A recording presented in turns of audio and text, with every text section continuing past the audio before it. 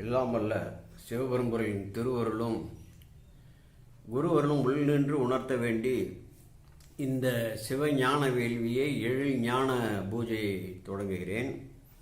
நாம் தொடர்ந்து பெரிய புராணத்திலே திருத்தொண்டர் தொகையிலே சுந்தரமூர்த்தி சாமிகளால் தொகுத்து கொடுக்கப்பட்ட அத்தனை நாயன்மார்கள் வரலாறுகளையும்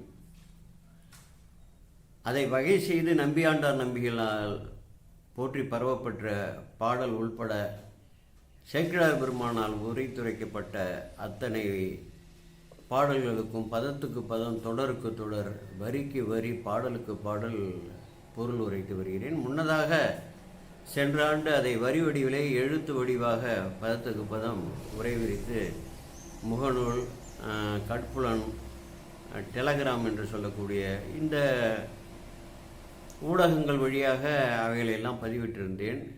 இப்பொழுது தொடர்ந்து உரை வடிவாக என்னென்றால் இப்பொழுது படித்து புரிந்து கொள்ளக்கூடிய அளவுக்கு கூட பொறுமையும் காலமும் படித்து புரிந்து கொள்ளக்கூடிய தமிழை படித்து புரிந்து கொள்ளக்கூடிய ஆற்றல் கூட இல்லாமல் 2 தலைமுறையினர் விடப்பட்டு விட்டனர் என்ற இந்த சூழலை எல்லாம் கருதி இறைவன் திருவருள் உந்த இப்படிப்பட்ட ஒரு சூழலை தோற்றுவிக்க தொடர்ந்து யூடியூப் என்ற இந்த ஊடகத்தின் மூலம் இந்த பாடல்களுக்கான பொருள்களை விரித்து உரைத்து வருகிறேன். அந்த வகையிலே புரட்டாசி மாதம் ரோகிணி நட்சத்திரம் திருநாளை போவார் என்றும் நந்தனார் என்றும் அழைக்கப்படும் அந்த சீர்மிகு பெரியவருடைய வரலாறு அன்று திருநட்சத்திரம் வருகிறது. அதை ஒட்டி நாடெங்கும் சிறந்த பூசைகளை எல்லாம் தொண்டர்கள் கூடி ஏற்றுவார்கள். அப்படி ஒவ்வொரு நாயன்மார்கள் திருநட்சத்திரம் போது சிறப்பாக நடத்துவது போல் அப்படி நடத்தப்படும் ஒரு நிகழ்வு வருகிறது. புரட்டாசி மாதம் ரோகிணி நட்சத்திரம் என்ற அந்த நட்சத்திரத்திலே திருத்தொண்டர் தொகையிலே செம்மையே திருநாளை போவார்க்கும் அடியேன் என்று சுந்தரமூர்த்தி சாமிகள் தொகுத்து இவருடைய வரலாற்று தொடர்புடையான பதிவினை பதிந்துள்ளார். செம்மையே திருநாளை போவார்க்குன்னா செம்மைன்னா மனப்பண்பு, நேர்மை என்று பொருள். அங்கே சிவமாம் தன்மையே நிறைந்து விஞ்சி இருந்ததால் அதனால் ஏற்பட்ட செம்மை என்று சொல்லலாம். செம்மையே திருநாளை போவார்க்கும் அடியேன் என்று சொல்லி, அதாவது சிவனிடத்து ஓங்கி எழுந்த சித்த நிலை என்று சொல்கிறார்கள். சிவத்தை சாரக்கூடிய இப்போ ஒளியிலே சார்ந்திருக்கக்கூடிய இந்த உயிரானது சிவமாம் தன்மையை சார வேண்டும் என்று விழைந்து சிவத்தை சார வேண்டும் என்று விழைந்து அந்த நிலைப்பாட்டிலே விஞ்சி இருக்கக்கூடிய நிலையே தான் இங்கே செம்மை என்று குறிக்கப்படுகிறது. சிவத்திடத்து ஓங்கி எழுந்த சித்த நிலை என்று சொல்லி அதன் தொடர்ச்சியாக முற்பிறவிகளோட தொடர்ச்சியாக முற்பிறவியிலே அந்த திருநாளை போவார் அந்த நந்தனார் என்று அழைக்கப்படக்கூடிய அந்த பெரியவர் எய்தி இருந்த அந்த நிலையை தொடர்ந்து அதன் தொடர்ச்சியாக இந்த பிறவியிலே எளிதாக சிவலோகம் எய்த போகிறார். அப்படிப்பட்ட சிவனோடு ஐக்கியமாக போகிறார். அப்படிப்பட்ட ஒரு பேறு பெற கூடியவராக இருக்கிறார். அதனால் செம்மையே திருநாளை போவார்க்க முடியும்னா நாளை நான் சென்று தில்லை அம்பலவனை தரிசிப்பேன் என்று விழைந்து தன்னுடைய பிறப்போட இழிவு கருதி அது தடை செய்ய அது சில காலம் தடை செய்திருக்க அதையும் உடைத்து கொண்டு அந்த ஆர்வம் உந்தி தள்ளி அங்கே சென்று அடைகிறார் அல்லவா. அப்படிப்பட்ட சிறப்பை குறிப்பதாக செம்மையே திருநாளை போவார்க்க முடியும்னா அற்புதமாக சுந்தரமூர்த்தி சாமிகள் வழியாக பெருமான் இந்த வாக்கினை நமக்கு கொடுத்துள்ளார். இதை வகை செய்து நமக்கு இந்த திருமுறைகளையெல்லாம் கொடுத்த திருநாரையூரில் இருக்கக்கூடிய பெருமான் அருளாலும் அங்கே வீற்றிருக்கக்கூடிய சிவசக்தி வடிவமாக இருக்கக்கூடிய சிவம்புவாக இருக்கக்கூடிய பொல்லா பிள்ளையார் அரசு மகிழ் அத்திமுகத்தான் என்று சொல்கிறாரே அந்த பொல்லா பிள்ளையார் திருவருளாலும் நம்பியாண்டார் நம்பிகள் சுந்தரமூர்த்தி சாமிகளால் தொகுத்து கொடுக்கப்பட்ட அந்த ஒவ்வொரு வரிக்கும் ஒவ்வொரு பதத்திற்கும் அந்த உட்கருத்துக்களை தியானித்து தியான பொருளாக வகை செய்து ஒரு பாடலாக 4 நாயன்மார்களுக்கு 2 பாடல்கள் வீதமும் ஏனைய நாயன்மார்களுக்கு 1 பாடல் வீதமும் அவர்கள் பிறந்த ஊர், குலம், மரபு, அவர் செய்த தொண்டுகள் இவைகளெல்லாம் சுருக்கி வித்து போல் அளித்துள்ளார். அதை தான் விரித்து தான் அந்த மெய்ப்பதியத்த அடியார்களை நந்தநாதனாம் நம்பியாண்டார் நம்பிகள் புந்தியார புகன்ற வகையினால் வந்தவாறு வாழாமல் விளம்புவாம் என்று நமது சேக்கிழார் பெருமான் அதை விரித்து உரைத்திருக்கிறார். பல பாடல்களாக தியானித்து தியானித்து அங்கே வானிடல் உணர்த்த இதெல்லாம் வந்து கற்பிதமான ஒரு கற்பனை வரலாறுகள் எல்லாம். சிவபெருமானாலும் வந்து மேலே இருந்து உணர்த்த சேக்கிழார் பெருமானால் வந்து கவிதைகளாக வடிக்கப்பட்ட பாடல்கள் என்பதை புரிந்து கொள்ள வேண்டும், மெய்ப்பொருளுடைய பாடல்கள். இப்பொழுது வந்து திருத்தொண்டர் திருவந்தாதியிலே 20வது பாடலிலே நம்பியாண்டார் நம்பிகள், திருநாரையூர் நம்பியாண்டார் நம்பிகள் நமக்கு இவருடைய வரலாற்றை கூறுகிறார். நாவார் புகழ்த்தில்லை அம்பலத்தான் அருள் பெற்று. இதற்கு வந்து நூலை வைத்துக் கொள்ள வேண்டும். நீங்கள் பெரிய புராண நூலையும் 11ஆம் திருமுறையில் சில பெரிய புராண பதிப்புகளில் இந்த நம்பியாண்டார் நம்பிகள் பாடலை குறித்து பின்னால் தொடர்ந்திருக்கிறார்கள். அப்படி இல்லை என்றால் 11ஆம் திருமுறையில் திருத்தொண்டர் திருவந்தாதியில் உள்ள 20வது பாடலை எடுத்துக்கொள்ள வேண்டும். இந்த 12ஆம் திருமுறையை வைத்து கொண்டு தொடர வேண்டும். தொடர்ந்தால் உங்களுக்கு பதத்துக்கு பதம் பொருள் தெரியும், எப்படி இந்த பாடலிலிருந்து பொருளை பிரித்து எடுப்பது என்பது தெரியும். 500லிருந்து 1000 சொற்கள் நமக்கு வந்து பதங்களுக்கு, தமிழ் சொற்பதங்களுக்கு பொருள் அறியாமல் இருக்கிறோம். அவைகளுக்கெல்லாம் பொருள் அறிந்து கொண்டு ஒரு புலமையும் வரும். ஒரு 50 ஒரு பதியங்களுக்கோ இல்லை ஒரு 20-30 நாயன்மார்கள் வரலாறுகளையோ அப்படி கூர்ந்து நீங்கள் கவனித்து வந்தால் உங்களுக்கே தானாக பாடலை பார்த்தாலே பொருளை வந்து உணரக்கூடிய அளவுக்கு அந்த திறனும் வளரும். இது வந்து நான் அனுபவத்தால் கண்ட உண்மை. இறைவன் திருவுருள் அப்படிலாம் நமக்கு வழிவகுக்கும் என்பதை நாம் தெரிந்து கொள்ள வேண்டும். நாவார் புகழ்த்தில்லை அம்பலத்தான் அருள் பெற்று. நாவார் புகழ்த்தில்லைன்னா அது இறைவனோட புகழ, தில்லையில் இருக்கக்கூடிய அம்பலவன் புகழ வழி வழியாக எவ்வளவு பேர், எவ்வளவு ஞானிகள், ரிஷிகள், புலவர்கள், கவிஞர்கள் எப்படியெல்லாம் வந்து நாவார வந்து புகழ்ந்து தள்ளியிருக்கிறார்கள். அப்படிப்பட்ட புகழுக்கு உரிய அந்த தில்லை அம்பலவன் அம்பலத்தான் அருள் பெற்று, அவருடைய திருவருள் பெற்று, நாளை போவான் அவனாம் புறத்திருத்தொண்டன் தன் புன்புலை போய், அம்பலத்தான் அருள் பெற்று நாளை போவான் அவனம், நாளை போவேன் இங்கே திரு ஆதனூரில் இருந்து கொண்டு நான் நாளை போய் எப்படியாவது தரிசித்து விடுவேன் என்று சொல்லிக்கொண்டே இருந்தார் இல்லையா. அவனாம் அந்த புறத்திருத்தொண்டன், புறத்தே ஆலயத்திற்கு புறத்தே வந்து தன்னுடைய சாதி குல இழிவை தானே அப்படி எண்ணி கருதி புறத்தே வந்து புறத்தொண்டுகள் பூரா செய்து கொண்டிருந்தார் அல்லவா. புறத்திருத்தொண்டன் புன்புலை போயின்னா அந்த இழிவாக வந்து செய்து கொண்டிருந்த தொழில் செய்து கொண்டிருந்தாரே அந்த புலை தொழில், அந்த நிலை போய் 3000 கைகூப்ப பாருங்க. இழிந்த குலம் என்று சொல்கிறார்கள், அவர்ண குலம் என்று சொல்கிறார்கள். 4 குலத்தவருக்கும் வந்து அதில் அகப்படாத அவர்ண குலம்னு ஏனைய சாதிகளை ஒதுக்கக்கூடிய அந்த குலத்திலே வந்து பிறந்தவர். அந்த உயர்ந்த குலம் என்று சொல்லக்கூடிய பிராமணர்களிலே வந்து சிவத்தையே முழுவதுமாக உள்ளத்திலே நிறுத்தி சிவ தொண்டிற்காகவே உடலை எல்லாம் அர்ப்பணித்து வாழக்கூடிய தில்லை வாழ அந்தணர்களாகிய தில்லை தீட்சிதர்கள் 3000 வந்து கைகூப்பி வணங்க. எப்படிப்பட்ட இறைவனோட திருவுருள் பாருங்க. ஏதிய சாதி, சைவத்தில் ஏது சாதி குலம் எல்லாம் உண்டு, ஆனால் இல்லை. இதுதான் புரிந்து கொள்ள வேண்டும். அந்த தொடக்கில் வந்து உயிருக்கு வந்து சாதி, குலம், இனம், மொழி பேதம் எதுவுமே கிடையாது. ஆண் பெண் அலி எதுவுமே கிடையாது. ஒவ்வொரு பிறவிலும் ஒவ்வொரு சாதி குலத்தில் அந்த பக்குவம் நோக்கி இறைவன் பக்குவப்படுத்துவதற்காக மாற்றி மாற்றி பிறப்பார். அந்தனா பிறக்கிறவன் அதுக்குள்ள ஆச்சார அனுஷ்டானங்களை அனுசரித்து வாழவில்லை என்றால் அடுத்தது அவனுக்கு எப்படி அந்தனர் பிறவி கிடைக்கும்? வேற ஏதோ ஒரு குலத்தில், ஒரு 4 குலத்திலையும் இல்லாத வேற ஒரு குலத்திலேயோ வேடனாகவோ மிருகமாக கூட போய் பிறப்போம். அதே போல் ஒவ்வொரு குலத்தவர்களும் அவர்களுக்கு விதிக்கப்பட்ட அந்த முறைப்படி நடவாமல் போனார்கள். வெவ்வேறு குலங்களில் பிறப்பார். அதாவது கடைசியான குலம் என்று வகுக்கப்பட்ட குலங்களில் உள்ளவர்களும் வந்து செம்மையான நிலையாக இறைவனை நோக்கி வந்து பயணித்து தூய்மையாக வாழ்வார்களானால் அந்த உயர்ந்த குலத்தில் அவர்கள் வந்து பிறப்பிக்கப்படுவார்கள். இது மாற்றி மாற்றி இறைவன் செய்யக்கூடிய லீலைகள் என்பதை நான் வந்து புரிந்து கொள்ள வேண்டும். எந்த உயிருக்கும் எந்த ஜாதியும் வந்து நிலையான அடையாளம் கிடையாது, எந்த குலமும் நிலையான அடையாளம் கிடையாது என்று சொல்லி இந்த சாதி தொடக்கை வந்து இந்த குலத்தொடக்கை இவன் எப்பொழுது விட்டு வருகிறான் என்று சொல்லி அப்பொழுது தான் இந்த பக்குவம் அடையும். அந்த சாதி வேறுபாடுகள், குல வேறுபாடுகள், மொழி வேறுபாடுகள், திசை வேறுபாடுகள், தேச வேறுபாடுகள் இவைகளையெல்லாம் எந்த உயிர் வந்து கிடைக்கிறதோ அவன் மட்டுமே சிவனர்களுக்கு ஆளாவான். நீ வந்து இந்த குளத்தில் இருந்து கொண்டு அந்த குளத்துக்கு அவனை இழுத்து இருந்து கொண்டு அவனை இழுத்து இந்த ஒரு குளத்தையே ஒழித்து விட்டு நான் வாழ்வோம்னு இழிநிலையில் உள்ளவன்லாம் மிருகங்களாக தான் வந்து பிறப்பான். அப்படி அதுதான் இறைவன் வந்து செய்யக்கூடிய லீலைகள். இதெல்லாம் வந்து விரிவாக ஆராய்ந்தெல்லாம் அது புரியும். அதற்கு இது ஒரு இடமில்லை. அப்படிப்பட்ட 3000 கைகூப்பு தில்லைவாழந்தனர்கள் 3000 அவர்களுக்கு தெரியும் இவர் வந்து எந்த குலத்தை சேர்ந்தவர், எந்த ஜாதியை சேர்ந்தவர் என்று தெரியும். அந்த 3000 வந்து கைகூப்ப வைத்தார் பாருங்க எங்கள் பெருமான் சிவபெருமான். இதற்கு இணையான கடவுள் உண்டா? இவருக்கு இணையான கடவுளர் எங்காவது உண்டா? இதெல்லாம் வந்து சிந்தித்து பார்க்க வேண்டும். இதை விட ஒரு உயர்ந்த சமயம் இருக்கிறதா சைவ சமயத்தை விட?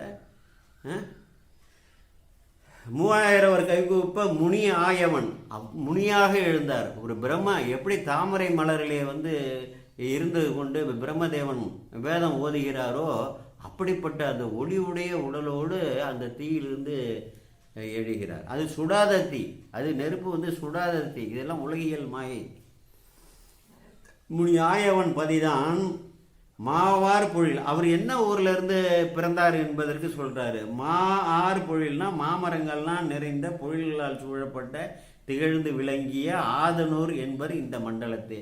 இந்த மண்டலத்தில் என்ன சொல்வார்கள்? இப்படிப்பட்ட 3000 தில்லை 3000 வணங்கப்பட்ட பேருடைய அந்த அவனோட அந்த முனிவனாக எழுந்தானே அவருடைய பதி எதையா என்று கேட்டால் மாமரங்களால் வந்து சூழப்பட்ட எல்லா அனைத்து வளங்களையும் உடைய ஆதனர் என்று இந்த மண்டலத்திலே கூறுவார்கள் என்று சொல்லி நம்பியாண்டார் நம்பிகள் அதை அந்த பாடலை நிறைவு செய்கிறார். அடுத்தது விரி, நமது திருத்தொண்டர் புராணம் விரி. அந்த ஊரோட சூழ்நிலையெல்லாம் வந்து நிறைய இயற்கை எழில்கள், அந்த அவர் வந்து பிறந்த அந்த இடத்தோட சூழல்கள் எல்லாம் அந்த சேக்கிழார் பெருமான் நுணுகி வந்து விவரித்திருக்கிறார்.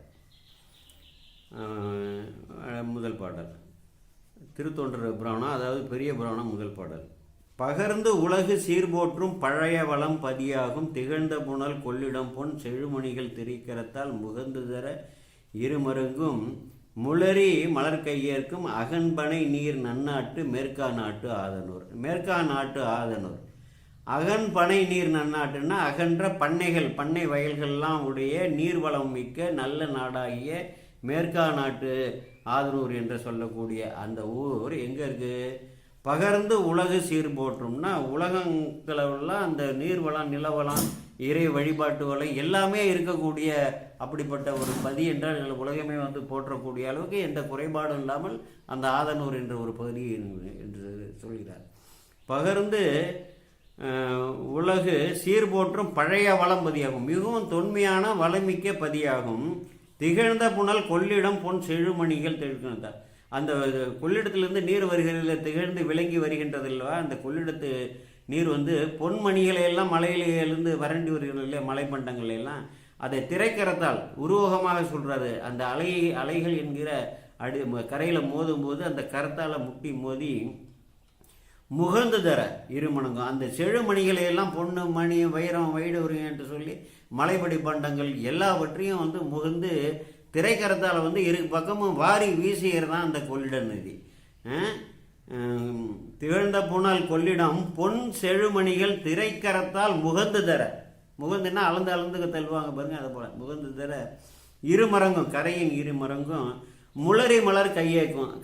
அந்த இரு புறங்கள்லேயும் கரைகளில் வந்து முளைத்திருக்கக்கூடிய தாமரை மலர்கள்லாம் இந்த கொள்ளிட நதி அலை கரத்தால் முகந்து வீசக்கூடிய அந்த பொன்மணிகளை எல்லாம் அப்படியே கையால் ஏற்கிறது தான். இது ஒரு உருவகமாக வந்து ஒரு தற்கூறிப்பேற்ற அணி என்று அதை சொல்வார்கள். அப்படி உருவகமாக நமது சேக்கிழார் பெருமான் அதை சொல்லியிருக்கிறாரு.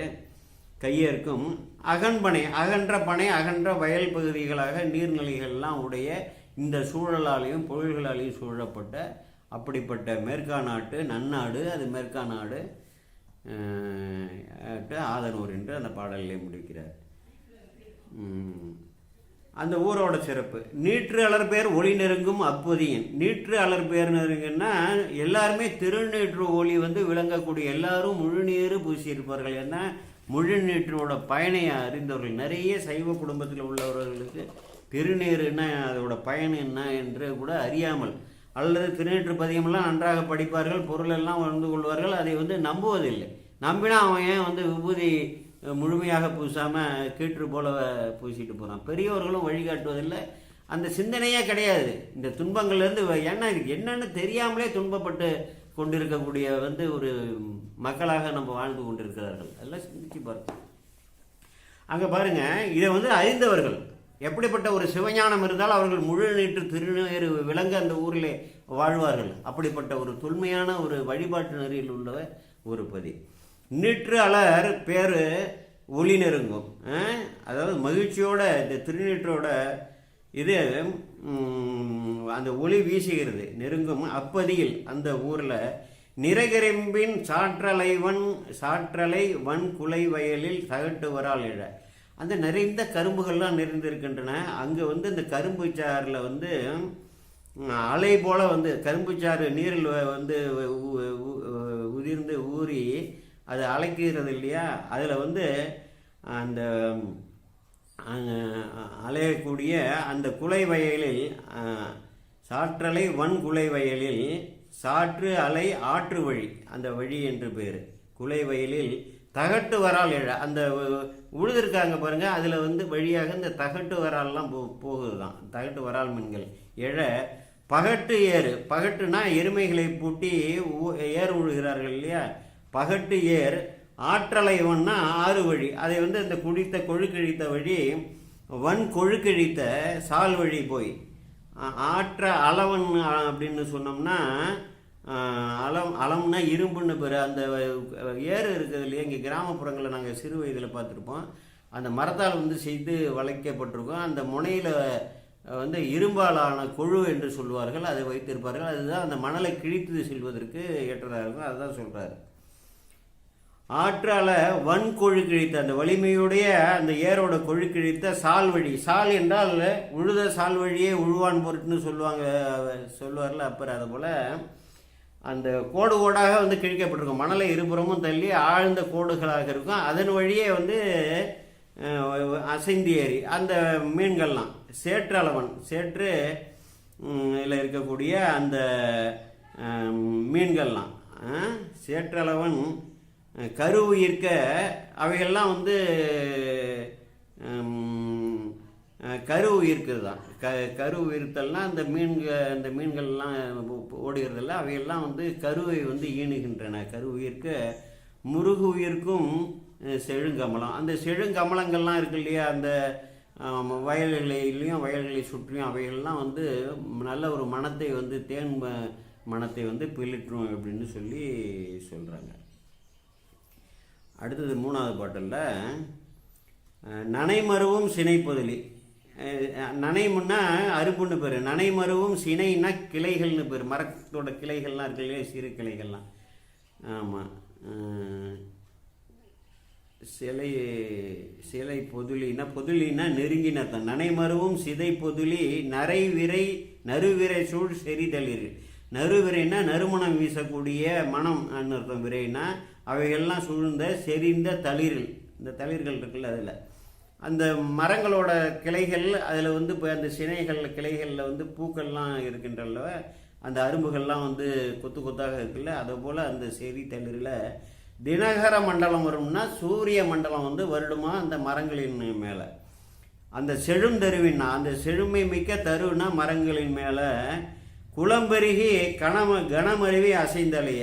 குளம்பெருகினா நிறைய மேக கூட்டங்கள்லாம் பெருகி அந்த மரங்களின் உச்சியில் அசைந்து அலையுமா. அசைந்தலைய களிவண்டு புடை சூழ. நல்ல களிப்போடு அந்த மலர்களில் உள்ள தேன்களை எல்லாம் குடிப்பதற்காக கழித்து இந்த வண்டுகள் எல்லாம் ஒழித்து பக்கத்தில் சூழ.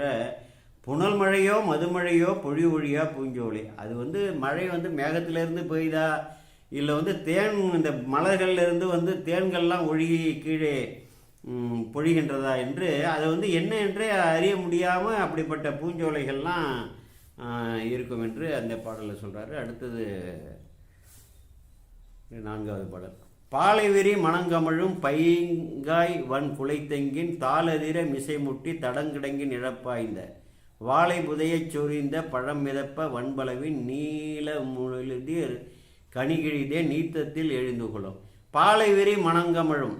பாலைகள்லாம் விரிவதால் தென்னை மரத்தில், அதனால் ஒரு மனம் ஏற்படும். பைங்காய் வான் குலை தெங்கின்னா பசிய காய்களை உடைய வலிய குலைகளை ஈன்று இருக்கக்கூடிய தெங்கின் தாளதிர மிசை முட்டி தடங்கிடங்கின் இழப்பாய்ந்த வாழை. அந்த கீழே வந்து சூழ இருக்கக்கூடிய கிடங்குகளில் இருக்கக்கூடிய வாழையெல்லாம் அவெல்லாம் எவ்வளவு வலியதாக இருந்துக்குன்னா, அந்த தென்னை மரத்தோட அந்த இது இருக்கு இல்லையா மரம், அதில் வந்து முட்டுமா. அந்த மரத்தில் வந்து முட்டினோன்னா தாளதிர அவையெல்லாம் அதிரும்படி மிசை முட்டி அதன் போல முட்டி தடங்கிடங்கின் இழப்பாய்ந்த வாழை. அதுபோல் அந்த வாழைகளில் வந்து அவைகள்லாம் வந்து அது முற்றை அது அதிரும்படி அது அந்த குலையின்று இருக்கக்கூடிய தென்னை மரங்களை மோதுகின்றன என்று சொல்கிறார். புதிய சொரிந்த பழம். இப்போ அதனால் வந்து மேலே இருக்கிற நெற்றுக்கெல்லாம் இருக்கு இல்லையா பழம், தென்னை நெற்றை வந்து பழம்னு சொல்கிறார். அவைகள்லாம் வந்து இந்த கீழே நீரில் வந்து விழுந்து அதில் வந்து மிதக்கும். மிதப்ப வன்பளவின் அப்புறம் வந்து அங்கே வன்மையான வளமிக்க அந்த நிலத்தில் இருக்கக்கூடிய வளத்தோடு வளர்ந்துருக்கக்கூடிய பலா மரங்கள் இருக்கு இல்லையா, வன்பளவின் நீலமுதிர் கனின்னா நல்ல நீண்ட முதிர்ந்த கனிகள். அவைகள்லாம் வந்து ஒழுக அந்த சாறு ஒழுகி அந்த தேன் நீத்தத்தில் அந்த நீரில் அந்த நீரும் தேனும் கலந்துருக்கக்கூடிய நீத்தத்தில் எழுந்துகொள்ளும். யார்? அந்த வாழைகள்லாம் எழுந்துகொள்ளுமா. அப்படிப்பட்ட பழவின் கனியோட இதுவும் தேனும் இருக்கும். அங்கேருந்து தென்னை மரங்கள்லேருந்து தேங்காய்கள்லாம் வந்து மிதக்கக்கூடிய அந்த சூழல் உள்ள அவைகளில் இந்த வாழைகள்லாம் உகழும். இவைகள் முட்டி அவைகள்லாம் வந்து விழுவதால் நீலமுதிர் கனி தேன் நீத்தத்தில்னா தேன் நிறைந்த அப்படிப்பட்ட ஒரு நீர்நிலையில் எழுந்துகொள்ளும். அடுத்து நான் வயல் வளமும் செயல்படு துடவை இடை வருவளமும். வயலில் வந்து வரக்கூடிய நஞ்சை வயல்களில் வரக்கூடிய வயலும் உழைக்கு இந்த துடவைன்னா உழைப்பதால் வந்து அந்த இது தோட்டங்கள்லாம் இருக்குது பாருங்கள், அதில் வரக்கூடிய வளமும் வயல் வளமும் செயல்படு வயல் வளமும். அதாவது வயல்களில் வந்து உழைப்பதாலேயும் அந்த தோட்டங்கள் எல்லாம் வந்து உழைப்பதாலேயும் அந்த இயற்கை எண்ணெயை வந்து மரங்களாலேயும் செடிகளாலேயும் கொடிகளாலேயும் கொடுக்கக்கூடிய வளங்கள்லாம் இருக்கு இல்லையா, அதனால் வருவளமும். வியல் இடம் எங்கன்னு நிறையம்னா அகன்ற இடம், அந்த ஊர் எங்கும் அந்த வளங்களோட பயன்கள்லாம் நிறைய. மிக்க பெரும் திருவினமாம் அதிகமான அதாவது என்னென்ன வந்து இந்த ஊருக்கு வந்து நன்மைகள் விளைவிக்க வேண்டுமோ, மனிதர்கள் வந்து பயின்று உண்டு வாழ என்னென்ன வசதிகள் வேண்டுமோ அவ்வளவு வசதிகளையும் வந்து விளைவிக்கக்கூடிய மிக்க பெரும் திருவினவாம். புயலடையும் மாடங்கள் பொழிவெய்த. மேகங்கள்லாம் வந்து தவழக்கூடிய, புயல்னா மேகம் என்ற பேர், அவைகள்லாம் வந்து தழுவும்படியாக உயர்ந்த மாட மாளிகைகள்லாம் நெருங்கி இருக்கின்றன. புயலடையும் மாடங்கள் பொழிவெய்த பொலிவோடு இருக்கின்றன. மலி உடைத்தாய் அயல் இடை வேறு அடி நெருங்க குழி நெருங்கி உள்ளது. அவர் மலி உடைத்தாய்னா அதை விட அந்த அதை போல் இருக்கக்கூடிய மாட மாளிகையெல்லாம் இருக்கக்கூடிய நடுவனாக இருக்கக்கூடிய சூழலுடைய அயல் இடங்கள்லாம் இருக்குது பாருங்கள். அதற்கு அடுத்த தரங்களில் உள்ள குடிகள்லாம் நிறையாக இருக்கிறார்கள். அயலிடை வேறு அடி நெருங்கன்னா வீதிகள்லாம் நெருங்குன்னு அர்த்தம். குடி நெருங்கி உள்ளது ஊர், நிறைய குடிமக்கள்லாம் நெருங்கி அந்த ஊரில் அப்படி எல்லா வளத்தோடையும் வாழ்ந்து கொண்டிருக்கிறார்கள் என்று இங்கே சொல்கிறார். ஆமாம், வேறு அடி நெருங்கன்னா புறப்பகுதிங்கிறாங்கள்ல, புறநகர்ன்னு சொல்கிறாங்கள்ல, அதை போல் நிறைய வீதிகள்லாம் நெருங்க என்று இந்த இடத்துல பொருள். அடுத்து 6வது பாட்டு. மற்ற ஊர் புறம்பனையின் வயல் மருங்கு பெருங்குலையில் சுற்ற விரும்பிய கிழமை தொழில் உழவர் கிளை தோன்றி. அந்த ஊரோட புறம்பனையில் அந்த ஊர் இருக்குது. அதுக்கப்புறம் புறம்பான அடுத்தடுத்த பகுதிகள் இருக்கு இல்லையா, வயல்கள்லாம் இருக்கக்கூடிய வயல் மருங்கள்லாம் பெருங்குலையில்னா நிறைய நெருங்கி என்ற அர்த்தம். குலையில்னா இந்த இடத்துல கரைப்பகுதின்னு பேர். சுற்றம் விரும்பிய கிழமை, அதாவது சுற்றம் எல்லாரும் ஒருவருக்கு ஒரு விரும்பிய உரிமையுடைய தொழில் செய்யக்கூடிய உழவர்கள். அப்படிப்பட்ட உழவர்கள் கிளை தோன்றினா உழவர்கள்லாம் நெருங்கி இங்கே வந்து வாழ்கிறார்கள். தோன்றி அங்கே வந்து பக்கத்தில் உள்ள அந்த ஊர்களெல்லாம் என்ன இருக்குது, அங்கே உள்ள வீடுகள், இந்த குடிசை வீடுகள்லாம் இருக்கும் பாருங்கள். பற்றிய பைங்கொடி கொடி சுரை மேல் படர்ந்த பழங்கூரை, பழைய கூரை வீடுகள்லாம் அங்கே உழவு தொழில் செய்யக்கூடிய எளிய பிரிவு மக்கள் இருக்கக்கூடிய இடங்களில் உள்ள கீற்றுக்கூரைகள்லாம் சுரை கொடிகள் படர்ந்திருக்கும். இங்கேயே கிராமப்புறங்களில் அதெல்லாம் பார்க்கலாம். அப்படி ஏற்றி விட்டிருப்பார்கள். புற்குரம்பை பற்றிய பைங்குடி சுரைக்கொடி மேல் படர்ந்த பழங்கூரை உடை புற்குரம்பை, புல்லால் வந்து வேயப்பட்ட சிறிய வந்து குடிசில்கள். சிற்றில் சிற்று, அதாவது சிறிய இல்லம்னு அர்த்தம். சிற்றில் பல நிறைந்து உள்ளது ஒரு புலைப்பாடி. ஒரு புலைப்பாடி அந்த புலைத்தொழில் செய்யக்கூடிய மக்கள் வாழக்கூடிய ஒரு புலைப்பாடி அங்கே அந்த ஊரின் மருங்காக இருந்தது என்று இங்கே சொல்கிறார். அங்கே என்ன என்ன நடக்குது? 7வது பாட்டு. கூறு உயிர் மேல் அடி அழகின் குறும்பார்ப்பு குழிச்சுழலும். அந்த கூறு உயிர் மேல் அடி அழகின்னா பெட்டைக்கோழி இருக்கு பாருங்க, அதோட கூறிய உயிர்னா நகம் உள்ள அந்த பெட்டைக்கோழி, அதோட குறும்பார்ப்பு குழிச்சுழலும். அதை சுற்றி வந்து கோழி குஞ்சுகள்லாம் ஒரு 20 குஞ்சு 25 குஞ்சு 15 குஞ்சுகள் என்று சொல்லி கிராமப்புறங்களில் கோழி வளர்ப்பவர்கள்லாம் பார்க்கலாம். அவைகளை வந்து முட்டையெல்லாம் சேகரித்து ஒரு கூடையில் ஒரு உமி அந்த நெல் தகவல் எல்லாம் வந்து பரப்பி அதில் அமர வைத்து 21 நாளோ 22 நாள் கழிச்சு குஞ்சு பொரிக்கும். அதெல்லாம் நாங்கள் சிறு வயதில் வந்து நேரடியாக கண்ட காட்சிகள். அது நிறைய 20-25 குஞ்சுகள் கூட இருக்கும். எல்லாமே தாயை சுற்றியே வரும். அப்படி வந்து காத்து அது வளர்க்கும். அந்த காட்சியை அதை காட்சிப்படுத்துகிறார். கூறு உயிர் மெல் அடி அழகின், நல்ல கூறிய நகங்களை உடைய அடி இருக்கக்கூடிய அழகோடு இருக்கக்கூடிய அந்த பெட்டைக்கோழி, அதோட பார்ப்புன்னா குஞ்சுன்னு அர்த்தம். குழு சுழலும், அந்த கூட்டங்கள் சுழலும். வார்வையில் முன்றிலில் நின்ற வல் உயிர் நாய் துள்ளுபரல் காரிரும்பின் சரி செய்கை கரும் சிறார் கவர்ந்தோட. வார்வையில் முன்றிலில், அங்கே வந்து அந்த முன்றில் அந்த அந்த அந்த வீட்டோட முன்பகுதியெல்லாம் இருக்குது பாருங்க, அங்கே வந்து வல் உயிர் நாய் துள்ளும். அந்த வல் உயிர்னா வலிய நகத்தை உடைய நாயோட பரல்னா அதோட குட்டிகள் இருக்குல்ல, அவைகளெல்லாம் என்ன பண்ணுறாங்க, காரு இரும்பின் சரிச்சரிகை, அந்த இரும்பு வளையலை அணிந்த அந்த புலைப்பாடையில் உள்ள சிறார்கள்லாம் என்ன பண்ணுறாங்க, செரிகை கரும் சிறார் கவர்ந்தோட, அந்த கரிய நிறம் உள்ள இந்த சிறுவர்களை எல்லாம் அந்த நாய்க்குட்டிகளை வந்து கவர்ந்து கொண்டு ஓடுகிறார்கள். சிறு மின் குறைப்படக்கும். அப்போ வந்து என்னன்னா, அரைக்கு அசைத்த இருப்பு மணி, அவர்கள் இடுப்பில் வந்து மணிகள் கட்டி கொண்டிருப்பார்களாம், இரும்பாலான மணி கட்டிருப்பார்களாம். அது வந்து நிறையா வந்து ஒலிக்குமா. அது என்ன பார்த்தீங்கன்னா, இந்த குட்டிகள்லாம் அஞ்சி ஒலிக்குது பாருங்க.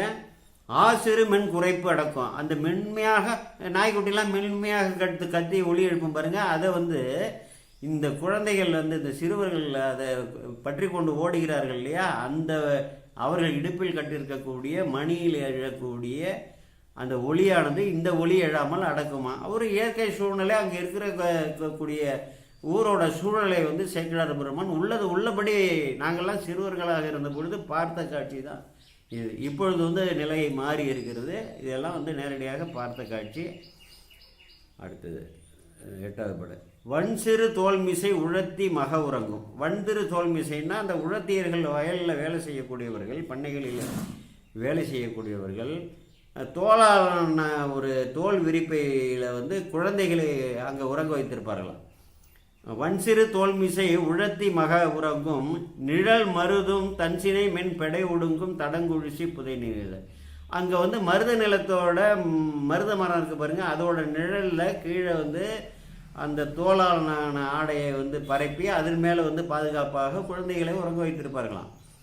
அப்போ மருதும் அந்த தன்சினை மென் பெடை ஒடுங்கும் தடம் குழிசி புதை நிழல், அங்கே வந்து அந்த அந்த பெட்டை பறவைகள்லாம் இருக்குது பாருங்கள், கோழிகள்லாம் இருக்குது பாருங்கள், அவைகள்லாம் ஒடுங்கும்படியாக அங்கே வந்து இந்த பானையை புதைத்து வச்சுருப்பாங்களாம். தடங்குழிசின்னா தரையில் வந்து பானைகளை வந்து புதைத்திருப்பார்களாம். அதில் வந்து அந்த பெட்டைகள்லாம் முட்டையிடுவதற்காக வந்து அங்கே அணையும்.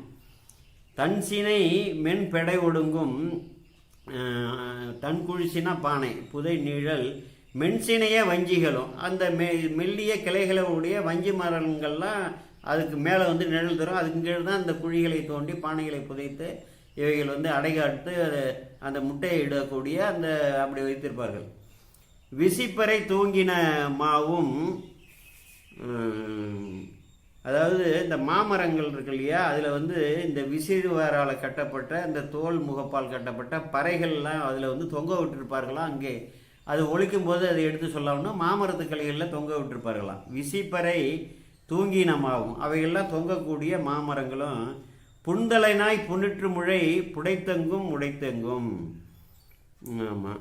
அங்கே பார்த்தீங்கன்னா புன்தலை நாய் புனிற்று முழை, அங்கே உள்ள இந்த பள்ளங்கள் குழிகள்லாம் இருக்குது பாருங்கள். அதில் வந்து இந்த தென்னை மரம்லாம் இருக்குல்ல, பழைய முதிய தென்னை மரங்களுக்கு கீழே பொந்துகள்லாம் இருக்கும். அதில் வந்து நாய்கள் வந்து குட்டியை கொண்டு காத்து வைக்கும். அதை தான் சொல்கிறார், புன்தலை நாய் புனிற்று முழை.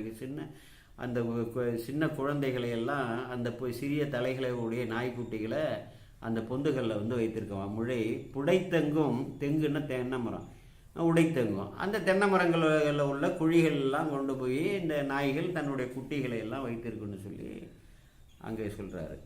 அடுத்தது 9வது பாட்டு. செறிவழி தின் கடை வினைஞர் செயல் புரி வைகரையாம குறியளக்க அழைக்கும் செங்குடிமி வாரண சேக்கை. செறிவழி தின்கடைஞர்னா நல்ல வலிமையுள்ள, செறிந்த வலிமையுள்ள அந்த கடைஞர் வந்து அந்த பண்ணை வயல்களெல்லாம் செய்யக்கூடியவர்கள்லாம் இருக்கிறார்கள் இல்லையா, கடைவினை செயல் புரி வகை. அவர்கள் வந்து செயலை வந்து தொடங்கும்பாரு வைகரை யாமத்தில் விடியற்காலையில் 4 to 6 அவர்களெல்லாம் எழுப்புவதற்காக நீங்கள்லாம் போய் பண்ணையில் வந்து பணியெல்லாம் செய்ய வேண்டும், இப்பொழுதே தயார்படுத்திக் கொள்ளுங்கள் என்று எழுப்புவது போல வைகரை யாமரை குறி அளக்க, அந்த நேரத்தை அளந்து அந்த சேவல்கள்லாம் அழைக்கும் செங்குடிமி வாரணை சேக்கை. செங்குடிமியை உள்ள சேவல்கள்லாம் என்ன பண்ணுது, சேக்கைன்னா துயிலுமிடம்னு பேர், அவைகள் தங்கி இருக்கக்கூடிய இடம்னு இந்த இடத்துல பேர். அவைகள் தங்கி இருக்கக்கூடிய இடங்கள்ல இருந்து அந்த செங்குடிமி உள்ள சேவல் கோழிகள்லாம் அந்த கடைஞர்களாகிய அந்த உழவர்கள், அந்த உழவு தொழிலை செய்ய வேண்டியவர்கள் எல்லாம் காலையிலேயே அதிகாலையிலே எழுந்திருக்க வேண்டும் என்று சொல்லி 4 மணி 4:30 மணிக்கெல்லாம் சேவல்கள் கூவி எழுப்போம். இது இன்றைக்கும் கிராமப்புறங்களில் எங்கெங்கே சேவல்கள் கோழிகள் வளர்க்கப்படுகின்றனோ அங்கெல்லாம் நிகழ்ந்து கொண்டிருக்கின்றன. அப்போ என்னன்னா, அந்த விடிந்து போய் விட்டது என்ற நேரத்தை வந்து உணர்த்துவதற்காக, அதாவது குறியளக்க கரை யாமக்கன்னா கடைசி சாமம் வந்து விட்டது என்று சொல்லி அந்த அந்த நேரத்தையோட அளவை வந்து அளந்து காட்டுவது போல அந்த சேவல்கள் கூவுகின்றதுன்னு சொல்றாரு. வெறிமலர் தன் சினைக்காஞ்சி விரிநீழல் மருங்கெல்லாம் நெறிகுழல். ஆமாம், வெறிமலர்த்தாள்னா மனம் வீசக்கூடிய மலரு உடைய குளிர்ந்த கிளைகளை உடைய காஞ்சி, அந்த மரம் காஞ்சி மரம், விரிநீழல் விரிந்த அந்த நீழல் மருங்கெல்லாம் அதன் பக்கத்தில் எல்லாம் நெறிகுழல் புன்புலை மகளிர், நல்லா நெறிந்த வந்து நெளி உள்ள வளைந்த அழகிய கூந்தலை உடைய கரிய கூந்தலை உடைய அந்த புலைப்பாடியில் உள்ள மகளிர்கள்லாம் புலை மகளிர் நெல் குறும்பாட்டு ஒளிபரக்கும். நல்லா வந்து நெல்லெல்லாம் வந்து வைத்து குத்துறது அரைக்கிறது எல்லாமே இருக்கும் இல்லையா, அந்த குறும்பாட்டுகள்லாம் அவர்கள் ஒழித்து கொண்டு இந்த செயல்களை எல்லாம் செய்து கொண்டிருப்பார் என்று சொல்கிறார். புலை மகளிர் நெறிகுழல்னா அடர்த்தியான குழல் உடைய புன்புலை மகளிர், அங்கே வந்து இருக்கக்கூடிய புலைப்பாடியில் வசிக்கக்கூடிய மகளிர். 10வது பாடல். புல்லும் தன் புனல் கழிக்கும் பொய்கை உடை புடையெங்கும் தள்ளும் தாள் நடையசைய தலையவிழ குவளைமது வில்லும் பைங்குழல் கதிர்நல் மிளைச்சிய புன் புலைச்சியர்கள் கல்லுண்டு களிதூங்க கரங்கு புறையும் கழிக்கும் என்று சொல்லி அற்புதமான பாடல். புல்லும் தன் புலங்களுக்கும்னா, புல்லும்னா வந்து பார்த்தீங்கன்னா புல்னா பல்வேறு வகையான பறவைகள்லாம் இருக்குது பாருங்கள்.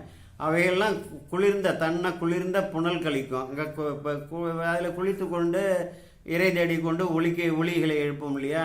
புல்லும் தன் புனல் கழிக்கும் பொய்கை உடை புடையங்கும், அப்படிப்பட்ட பொய்கையெல்லாம் இங்கு பார்த்தாலும் சூழ்ந்திருக்கின்றனங்கிறாரு. தள்ளுந்தால் நடையசைய தலையவிழ பூங்குவலை. தள்ளுந்தால் நடையசைய தலையவிழ, அதாவது இந்த காற்றால் வந்து தள்ளும் பொழுது நடைய செய்கிறது போல உள்ள அந்த பூங்குவளைகை மலர்கள்லாம் இருக்குது பாருங்கள், அவைகள்லாம் தலையை விழ அப்படியே மொட்டாக இருக்கக்கூடியது அப்படியே அவிழ்ந்து மதுவை வந்து பிழிகிறது இல்லையா, அதை சொல்கிறார். தலையவிழ் பூங்குவளை மது வில்லும் பைங்குழல் கதிர்நெல். மது வந்து வில்லும், மதுக்குன்னா தேன் வந்து வெளிப்படும் என்று சொல்கிறார்கள். அடுத்தது பைங்குழல் கதிர் நெல் மிளைச்சிய புன்புலைச்சியர்கள். நல்லா வந்து பைங்குழலில் பசிய தன்னுடைய கரிய குழல்களில் இந்த பெண்கள் என்ன செய்கிறாங்கன்னா, நெல்லில் இருக்கக்கூடிய கதிர்களை வந்து ஆசையோடு அதை வந்து சூடியிருக்கிறாங்களாம். கதிர் நெல் மிளைச்சிய அவைகளை வந்து சூடிய புன்புலைச்சியர்கள், அந்த புலைப்பாடையில் வாழக்கூடிய அந்த பெண்கள் கல்லுண்டு களிதூங்க கரங்கு பறையும் கழிக்கும்னா, கல் உண்டு நிறைய கல்கள்லாம் குடித்து விட்டு ஆடி பாடக்கூடிய களிப்போடு இருக்கக்கூடும் போது பக்கத்தில் இருப்பவர்கள்லாம் பறையெல்லாம் அடித்து அந்த ஒளியும் தூங்கக்கூடிய அளவுக்கு ஒரு மகிழ்வான சூழல். அங்கே இயற்கை சூழல்லையும் வந்து பார்த்திங்கன்னா தேன் பிடிக்கக்கூடிய அப்படிப்பட்ட சூழல். இப்போ பறவைகளும் வந்து மகிழ்ச்சியாக அங்கே இருக்கின்றன. அப்படிப்பட்ட ஒரு இடம்னு சொல்கிறாரு. அப்புறம் வந்து குவளை மலர்கள்லாம் மதுவை வந்து பிழ்கக்கூடிய அப்படிப்பட்ட மனம் வீசக்கூடிய இடம். அந்த கடைசியர்கள் அந்த பெண்கள்லாம் நெற்கதிர்களை தலையில் சுடுக்கொண்டு கல் உண்டு கழித்து ஆடல் பாடல் இப்படிலாம் இருக்கும் பொழுது பறைகளும் ஒலிக்கும் என்று சொல்லி அந்த சூழலை சொல்கிறார். அடுத்தது 11வது பாட்டு. இப்போ தான் நம்முடைய வரலாற்று நாயகராகிய திருநாளை போவாரை பற்றிய குறிப்பு இந்த 11வது பாடலிருந்து தான் இங்கே வருகின்றன.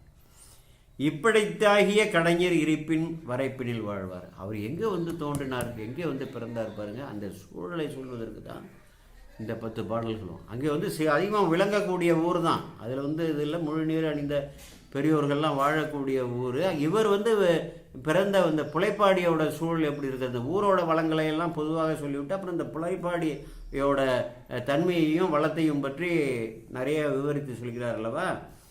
ஆமாம். இப்படித்தாகிய கடைஞர் இருப்பின் வரைப்பினில் வாழ்வார். மெய்ப்பறிவு சிவன்கழற்கே விளைத்த உணர்வுடன் வந்தார். அப்பதிகள் ஊர் புலமை ஆண்ட தொழில் தாயத்தார் ஒப்பிலவர் நந்தனார் என ஒருவர் உளரானார். இது என்ன ஒரு குறிப்பு. இப்படித்தாகிய கடைஞர்கள்னா அந்த உழவு தொழிலை செய்யக்கூடிய எந்தவித அடிப்படை கல்வி அறிவுமே இருக்காது அவர்களுக்கு, அந்த வாய்ப்பே கிடையாது இல்லையா. அதனால் இப்படித்தாகிய கடைஞர் என்று சொல்வது அந்த கல்வி அறிவு இல்லாதவர்கள், உழைத்து வாழக்கூடிய மக்கள் என்பதற்காக சொல்கிறாரு. இருப்பின் வரைப்பினில் வாழ்வார்னா அவர்கள் வந்து வசிக்கக்கூடிய அந்த வரையறைக்குள்பட்ட எல்லையிலே வந்து வாழ்ந்து வந்தார். மெய்ப்பறிவு சிவன்கழற்கே விளைத்த உணர்வோடு வந்தார். மெய்ப்பறிவுன்னா உண்மையான பறிவு. இந்த உயிருக்கு உள்ள ஒரு அன்பு உலகியலில் வந்து எதன் மேலே வைக்கணும்னா உலகியல் புற உலகில் வந்து அந்த அன்பை வைக்காமல் அதன் மேலே வந்து ஈடுபட்டு அந்த ஆசைகளை எல்லாம் வைக்காமல் சிவபெருமானோட திருவடிக்கே அன்பு வைத்த அந்த உணர்வோடையே பிறந்தார்னா முன்னை பிறவியோட தொடர்ச்சியில் எல்லையில் எந்த அளவுக்கு அதை விட்டு வந்தாரோ, இங்கே பெருமான் என்ன ஒரு திருவிளையாடல் புரிகிறாருன்னா, நீ யார வந்து ஒரு உயிரை வந்து எந்த இடத்துல வந்து பிறக்க வைத்தாலும் அந்த உயிர் தன் மேலே அன்பு உருவாக்கி கொண்ட அந்த உயிர் தன்னை வந்து அடைந்து விடும் என்று சொல்லி, எப்படி ஒரு தக்கையை வந்து நீருக்குள்ள அமிழ்த்தினா மேலே வந்து விடுமோ அதுபோல் வந்து எந்த இடத்துல எந்த குலத்தில் எந்த சூழலில் எந்த நாட்டில் எந்த மதத்தில் எந்த ஜாதியில் எங்கு வந்து பிறக்க வைத்தாலும் அந்த உயிர் வந்து எதை நாடி இருக்கிறதோ எதை சார வேண்டும் என்ற வேட்கை உடைத்தாக வந்து சென்ற பிறவியில் முடிவு செய்திருக்கிறதோ அதுக்கு மேல் வந்து தான் வந்து வரும் என்பதை ஒரு உதாரணமாக ஒரு திருவிளையாடலாக உணர்த்துவதற்காக பெருமான் இதை வந்து செய்கிறார் என்று தான் நாம் வந்து ஊகிக்க வேண்டியிருக்கோம். மெய்ப்பறிவு சிவன்கழற்கே விளைத்த உணர்வோடு வந்தார். பிறந்து மொழி பயின்ற பெண்ணெல்லாம் சிறந்து நின் சேவடியை சேர்ந்தேன்னா அம்மா சொல்கிறாங்க இல்லையா. அதுபோல் திருத்தொண்டர் திரு குறிப்பு தொண்டர்கள் மண்ணின் மீசை பிறந்தது என்பது மனம் மெய் மொழி எல்லாமே சிவன்கழற்கே வந்து விரும்பிய உணர்வோடு வந்தார்னு அவரோட இதுலேயும் வரும். அதுபோல் மெய்ப்பறிவு சிவன்கழற்கே விளைத்த உணர்வோடு வந்தான்னா இறைவனோட திருவடியை அடைய வேண்டும் என்ற அந்த ஒரு நோக்கத்தோடைய அந்த உணர்வோடையே அந்த இறைவனோட திருவடி மேலே வந்து ஒரு உருகிய அன்போடு கூடிய சூழலையே வந்து இங்கே வந்து பிறந்திருக்கிறார். அப்பதியின் ஊர் புலமே ஆண்ட தொழில் தாயத்தார். அவர் வளர்ந்த உடனே என்ன பண்ணுறாங்க, அந்த ஊரில் புலமை தொழில் புலை தொழில் என்று சொல்லுவார்கள். அப்படிப்பட்ட அந்த தொழில்களெல்லாம் செய்யக்கூடிய அப்படியெல்லாம் கிராமங்களில் பல கிராமங்கள்லாம் இருந்து வந்து இருக்கின்றன, இப்பொழுதும் இருக்கின்றன. அவர்களுக்கு தனியாக நிலங்களை எல்லாம் வந்து ஒதுக்கி கொடுத்துருவாங்க. அப்பதியில் ஊர் புலமை ஆண்ட தொழில் அதில் வந்து தலைவராக இருக்கார். அந்த புலமை தொழில் செய்யக்கூடியவர்கள் இருக்கக்கூடிய மக்கள் வசிக்கக்கூடிய பகுதியில் பிறந்தாலும் அவர்களுக்கு ஒரு தலைவராக தலைமை நிலையிலே இருக்கிறார். ஒப்பிலவர் எப்படிப்பட்ட ஒரு பதத்தை போட்டிருக்கார் பாருங்கள் சேக்கிழார் பெருமான். இவருக்கு ஒப்பானவர் யாருமே கிடையாதுன்னு சொன்னால் அதை விட வந்து ஒரு நாயன்மாரை பெருமைப்படுத்துவதற்கான சொற்பதத்தை தமிழில் எங்கேருந்து கண்டுபிடிக்கக்கூடியது.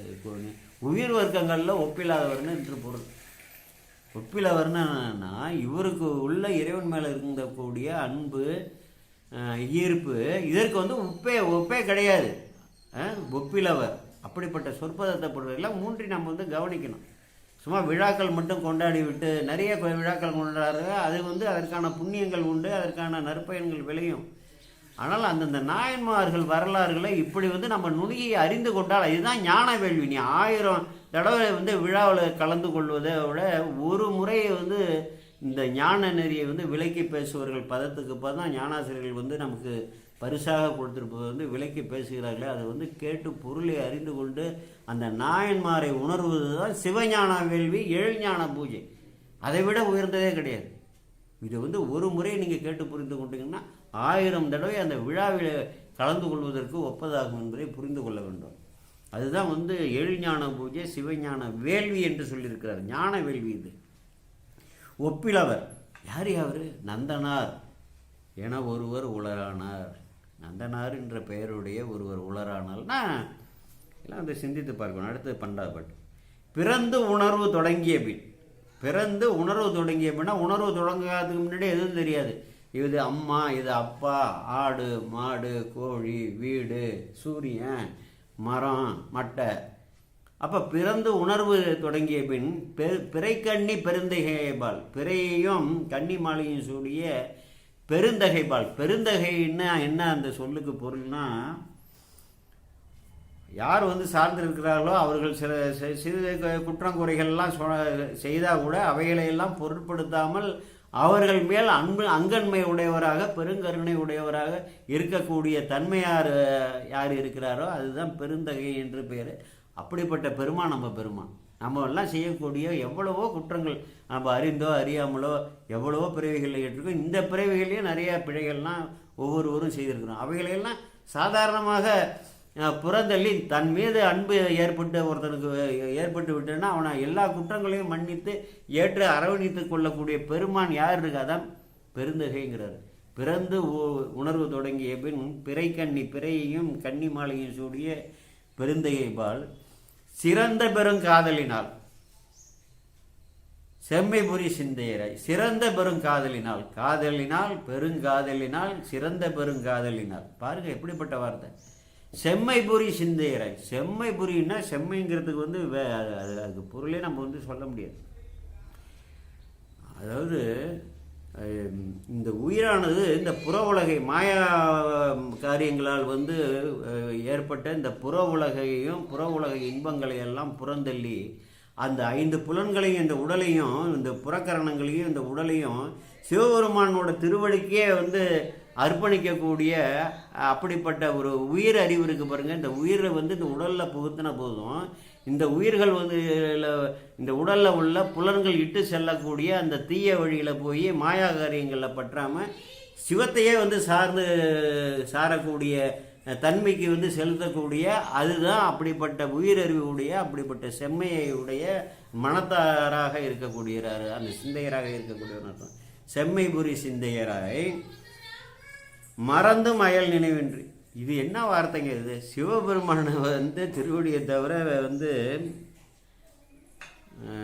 வேறு எதையுமே நினைக்காம எந்த வேலையை செஞ்சாலும் எந்த பணியை செஞ்சாலும் அந்த அதாவது இதுக்கு வந்து ராமகிருஷ்ண பரமஹம்சர் சொல்லுவார். நிறைய வந்து உதாரணங்கள் சொல்லுவார். அதில் சொல்லும் பொழுது கூடத்தில் வந்து குழந்தைய போயிட்டுருப்பா தாய், போட்டுட்டு உள்ளே போய் சமையல் பணிகளை கவனிப்பா. எல்லா பணிகளையும் வந்து கவனித்தாலும் அவள் வந்து அந்த குழந்தை சுற்றியே அவளோட எண்ணங்கள் வந்து சூழ்ந்து இருக்கும். லேசாக வந்து ஒரு ஒளி இங்கே ஏற்பட்டாலும் உடனே வந்து ஓடி வந்து அரவணைத்து குழந்தையை சீராட்டி பாராட்டுவா. அதே போல் வந்து எந்த செயல்கள் உலகத்தில் வந்து செய்தால் கூட அந்த சிவபெருமானோட திருவடியை வந்து மறவாத பான்மையராக அதே சிந்தையராக இருக்கக்கூடியது. அப்படி தான் இதை வந்து நம்ம எடுத்துக்கொள்ள வேண்டும். ஆமாம், சிறந்த பெரும் காதலினால் செம்மைபுரி சிந்தையராய் மறந்தும் அயல் நினைவின்றி வேறு எந்த வித சிந்தனையும் இல்லாமல் சிவனோட அந்த தூக்கிய திருவடியை தவிர வேறு எந்த சிந்தையுமே இல்லாமல் மறந்தும் அயல் நினைவின்றி இந்த புற உலக நினைவெல்லாம் அதை மறந்து இல்லாமல் சிவபெருமானோட தூக்கிய திருவடியோ இல்லை சிவபெருமானோட அம்பலத்தாரோட திருவுருவத்தையோ மறந்து உலகில் வந்து புத்தியை செலுத்தாமல் அந்த நினைவு ஒரு புறம் இருக்க, இதை உலகில் வந்து செய்யக்கூடிய பணிகளை வந்து அந்த உணர்வோடையே செய்யக்கூடிய ஒரு நிலை. இதை நம்ம வந்து ரொம்ப சிந்தித்து பார்க்க வேண்டும். எல்லாரும் நம்ம வந்து பற்ற வேண்டிய ஒரு வழிமுறையை இந்த பாடலில் அருள் இருக்கிறார் சேக்கிழார் பெருமான் என்று தான் நாம் வந்து புரிந்து கொள்ள வேண்டும். மறந்தும் அயல் நினைவின்றி வறுபிறப்பின் வழி வந்த அவர் எங்கே வந்து பிறந்தாரோ அந்த பிறப்புக்கு உரிய அந்த அனுஷ்டானங்கள், அந்த செயல்முறைகள்லாம் இருக்கு இல்லையா, அறம்புரி கொள்கையராகவே அதிலிருந்து வந்து நிலை தவறாமல், நீதி தவறாமல், நெறி தவறாமல் அந்த பணிகளை வந்து செய்து கொண்டிருக்கிறார். வறுபிறப்பின் வழி வந்து எங்கே வந்து பிறக்க வைக்கப்பட்டாரோ அங்கே என்ன விளங்குகின்றதோ, அங்கே என்ன நெறிமுறைகள் விளங்குகின்றதோ அதிலிருந்து வழுவாமல் அறம்புரி கொள்கையராகவே அடித்தோண்டி நெறி நின்றார். அந்த இடத்துல வந்து பிறந்ததுக்கு தக்கவாறு அங்குவைகளை எல்லாம் பயன்படுத்தி அங்கே அடித்தோண்டுன்னு சொல்லி சிவனடி தோண்டு செய்வதற்கான அந்த பணிகள்லாம் என்னென்ன ஏற்ற முடியுமோ அதெல்லாம் செய்கிறார். அதையும் நாம் வந்து இங்கே கருத்தில் கொள்ள வேண்டும், பொருளாக நாம் வந்து கொள்ள வேண்டும். அடுத்தது 13வது பாடல். ஊரில் விடும் பறைத்துடைவை உணவு உரிமையாக கொண்டு சார்பில் வரும் தொழில் செய்வார். ஊரில் என்ன பண்ணுவார்கள், இங்கே வந்து எல்லா கிராமங்கள்லேயும் சலவை தொழிலாளிகளாக இருக்கட்டும், சவர தொழிலாளிகளாக இருக்கட்டும், இதர தொழிலாளர்களாக இருக்கட்டும், எல்லாருக்கும் வந்து என்ன பண்ணுவாங்க, மானிய நிலங்கள் வந்து விடுவார்கள். இதே போல் புலை தொழில் செய்யக்கூடியவர்களுக்கெல்லாம் இந்தந்த மானிய நிலம்னு 1 ஏக்கர் 2 ஏக்கர்னு சொல்லி அந்தந்த ஊரில் உள்ளவர்களாம் அவர்களுக்கு வந்து எந்த வித கஷ்டமும் இருக்கக்கூடாது, அவர்களுக்கு உணவு பஞ்சமே இருக்கக்கூடாது, நாம் வந்து கொடுக்க தவறி விட்டாலும் அவர்கள் வந்து அவர்களே விளைவித்து கொள்ளட்டும் என்று சொல்லி அந்த விளைவிக்கக்கூடிய அந்த இதுவும் கொடுப்பாங்க. அந்த நெல் விதைகளை எல்லாம் கூட கொடுத்து மற்றபடி இப்படியெல்லாம் உதவி செய்வார்கள். கிராமப்புறங்களில் அப்படி எல்லாம் இருந்து அந்த நிலங்கள்லாம் இன்றைக்கும் இருக்கின்றன. இந்த மானியம் இன்னார் மானியம், இன்னார் மானியம், இன்னார் மானியம்னு ஊரில் விடும் பறைத்துடவை பறையறிவிக்கக்கூடிய தொழில் செய்யக்கூடிய புலை தொழில் செய்யக்கூடியவர்கள் இவர்களுக்குன்னு நிலங்கள் ஒதுக்கியிருக்காங்கல்ல, அதை வந்து உணவுக்கு ஆதாரமாக கொள்கிறார். உணவு உரிமையாக கொண்டு சார்பில் வரும் தொழில் செய்வார்னா அந்த புலை தொழிலோட சார்பில் வரக்கூடிய தொழில்களில் அந்த தோள்களை எல்லாம் வந்து பதப்படுத்துதல், வந்து விசிறிவாறு செய்தல், கோரோசனை எடுத்தல், இதே போல் தொழில்கள்லாம் இருக்குது பாருங்கள். அதாவது அந்த விவசாயமும் விவசாயத்தை சார்ந்த தொழிலுங்கிறது போல புலை தொழிலை சார்ந்த தொழில்களையும் அவைகளையெல்லாம் விற்று பொருள்களை ஈட்டக்கூடிய அவைகள்லாம் இருக்கு இல்லையா, அந்த தொழில்கள் செய்வார். தலை நின்றார் தொண்டினால், திருத்தொண்டினால் வந்து தலை நின்றார்னா இறைவனுக்கான புற திருத்தொண்டுகளில் தலை நின்றார் என்று பொருள். கூரிலேய முக்குடுமி படையண்ணல் கோயில் தரும். கூரிலைன்னா கூர்மையான இலைகளை உடைய முக்குடுமி 3 திரிசூலம், இந்த சூழப்படையை சொல்கிறார். முக்குடுமி படை அண்ணல், அந்த படையை ஏந்திய அண்ணலாகிய பெருமான் வீட்டில் இருக்கக்கூடிய கோயில்கள் தோறும் அனைத்து கோயில்கள்லையும் பேரிகையே முதலாகிய முகக்கருவி பிறவினுக்கும். பேரிகை என்று கொட்டுவார்கள் இல்லையா, அந்த பேரிகை முதலாக அந்த முகக்கருவின்னா தோளால் மூடப்பட்டிருக்கக்கூடிய முகக்கருவி. முகக்கருவின்னு சொன்னோம்னா பார்த்திங்கன்னா ஏக முகக்கருவி, இருமுக கருவி, மும்முக கருவி, அப்புறம் வந்து 4 கருவி, 5 கருவி. அங்கே பஞ்சவாத்தியம்னு சொல்லுவாங்க, திருவாரூரில் வாசிப்பார்கள். அதுக்கெல்லாம் மேலே தோல்லாம் வச்சு இழுத்து கட்டணும் இல்லையா, அதை சொல்கிறார். பேரிகையே முதலாகிய முகக்கருவி பிறவினுக்கும் போர்வை தோல் விசிவார் என்று இணையனவும். அதுக்கு வந்து போர்த்து கட்டக்கூடிய இழுத்து கட்டக்கூடிய தோல் அதில் தானே அடிப்பாங்க அந்த தோள்கள். அது இந்த இழுத்து கட்டக்கூடிய விசிவார்னா இழுத்து கட்டக்கூடிய பட்டையாக இழுத்து அவைகளை வந்து தொய்வு இல்லாமல் இருந்தால் தான் அது சத்தம் வரும். அந்த இழுத்து கட்டக்கூடிய அந்த போர்வைத்தோல் விசிவார் என்று இணையனவும் புகழும் இசை நேர் வைத்த நல்ல இசையை வெளிப்படுத்தக்கூடிய வீணைக்கும் யாழுக்கும். வீணைக்கும் யாழுக்கும் வந்து நிலை வகையில் சேர்வுற்ற தந்திரியும் தேவர் பிரான். அந்த தந்திரின்னா அப்போ பார்த்தீங்கன்னா நரம்பிசை கருவிகள்னு பேர். இப்போ வந்து அந்த உலோகத்தாலான கம்பிகளை கொடுத்துருக்காங்க போட்டிருக்கு, ஸ்ட்ரிங்ஸ்ன்னு சொல்லுவாங்க. அப்போ வந்து நரம்பால் தான் வந்து அந்த வீணைகள் யாழ்களுக்கெல்லாம் அந்த ஒளி எழுப்பக்கூடியது அந்த அளவுக்கு தயார் செய்திருக்காங்கன்னா எப்படி பண்ணியிருப்பாங்க. அந்த அளவுக்கு ஒரு உறுதியாக அந்த நரம்பை தயார் பண்ணுறாங்கன்னா அதுதான் யாழ்லையோ வீணைகள்லாம் கட்டியிருப்பாங்க. நேர் வைத்த வீணைக்கும் யாழுக்கும் நிலை வகையில் சேர்வுற்ற தந்திரியும், தந்திரினா நரம்பு, தேவர்பிரான் அர்ச்சனைக்கு அது மட்டும் இல்லாமல் ஆர்வத்தின் உடன் கோரோசனையும் இவை அளித்துள்ளார். ஆர்வத்தோட கோரோசனையும் கொடுப்பாராம். பாருங்கள், இவருக்கு கிடைக்கக்கூடிய இந்த பொருள்கள்லாம் விலைக்கு வந்து விற்று காசாக்குறானுல. எதாக இருந்தாலும் சாமி பேரை சொல்லி காசாக்கக்கூடிய காசாக்கி அதிக விலைக்கு விற்று வாழக்கூடிய மக்கள் இருக்கக்கூடிய காலத்தில் ஒரு புலை தொழில் செய்யக்கூடியவர், அப்படிப்பட்ட இடத்துல பிறந்தவர், அவருக்கு வந்து உணவுக்காக கொடுக்கப்பட்ட நிலத்தில் உள்ளவையெல்லாம் உணவுக்காக்கி வைத்து அந்த சார்ந்த தொழில்கள் எல்லாம் செய்து அவைகளையெல்லாம் ஆலயங்களுக்கு அளிக்கிறார். அப்போ எப்படிப்பட்ட ஒரு குணநலன் என்று நல்ல உயர்ந்த குலம்னு சொல்லி கொண்டு திரிகிறவரெல்லாம் இதை கேட்கணும். நீ எந்த அளவுக்கு தாழ்ந்த குலத்தவனாக இருக்க, எப்படி இறைவனை வைத்து பொருள் ஈட்டுகிற, இறைவனுக்கு சார்ந்த பொருள்கள் எல்லாம் எப்படி அதிக விலைக்கு வாங்கி அங்கே போய் சாமி கும்பிட போனால் இது வந்து இதை வாங்கிங்க, இது 10 ரூபா 10 ரூபான்னு கொடுக்குறான். ஏதோ ஒரு மஞ்சளையும் ஒரு கயத்தில் கட்டி 2 விபூதியை வச்சு சில சிவாச்சாரியர்களே, அதாவது பூசகர்களே, சிவாச்சாரியார்னு நான் ஒரு குலத்தை சொல்ல, பூசகர்களே பல ஆலயங்களில் செய்கிறாங்க. இதை வாங்கி கொள்ளுங்கள், இது 7 ரூபாய் இல்லை 10 ரூபாய் என்று சொல்லி அப்படியெல்லாம் வந்து பொருளீட்டக்கூடிய வேட்கை உடையவர்கள் இருக்கும் பொழுது இவர் பாருங்க என்ன குலமாக வந்து தடுத்தது, அந்த செம்மைபுரி சிந்தையரை.